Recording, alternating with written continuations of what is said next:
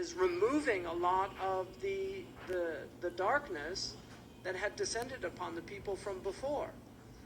But people are very worried. You know, there's people that are secular and they think, oh, these are the Muslims taking over.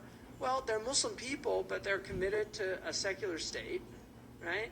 And the idea that Islam and secularity are mutually exclusive is false, because the vast majority of Islamic history had relatively secular states. They weren't really Islamic states. The whole concept of an Islamic state is a fantasy in the minds of a lot of the modern Islamists. But if you actually study Muslim history, that you will find, yes, Islam was the state religion, but the states functioned just like a secular state functions, because religion actually has very little to do with the running of a state. Building roads has nothing to do with what madhab you follow. You know, oh, that's a Hanafi road. No, that's a madhab.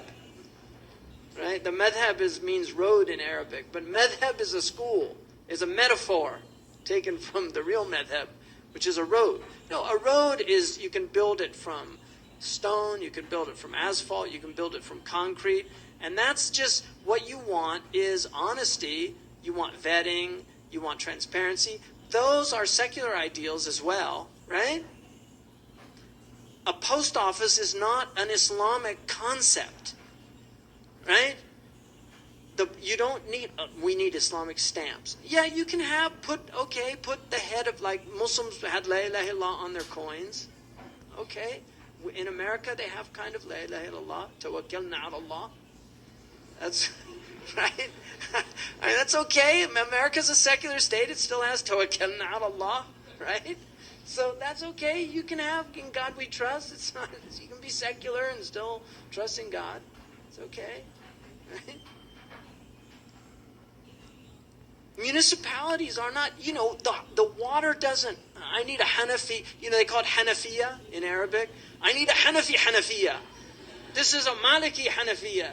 No, you don't need, you just need a Hanafiya. You just need a water, right, tap that works. And that's municipalities, and all you want is some honest guy in there. If he's a secularist who's honest, fine. If he's a Muslim who's honest, fine. As long as the water gets there, it's been purified, it's not going to make you sick, right? Seriously, think about it. The vast majority of government just does not relate to religion. It just relates to common decency. And that's why you can live in, I mean, if Muslims were literally taken from like 8th century Syria or Palestine and dropped into Norway, they would think that, you know, it was like the caliphate of Umar ibn Abd al-Aziz. Like there's so much social justice. They would be amazed at how much social justice are in these Scandinavian countries. They're secular countries. So this whole idea, but no, you have to have had punishment.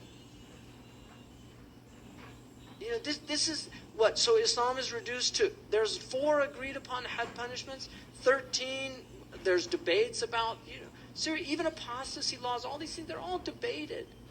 There's nothing fixed in stone.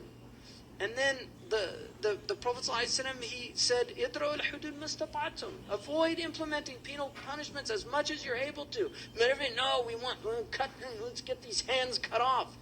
You know, I mean, if you implemented had punishment for theft, you couldn't shake hands anymore. You wouldn't be able to shake hands. Everybody'd be like, you know, nice to meet you, right? I mean, from the president all the way down to the street sweeper, man. We would.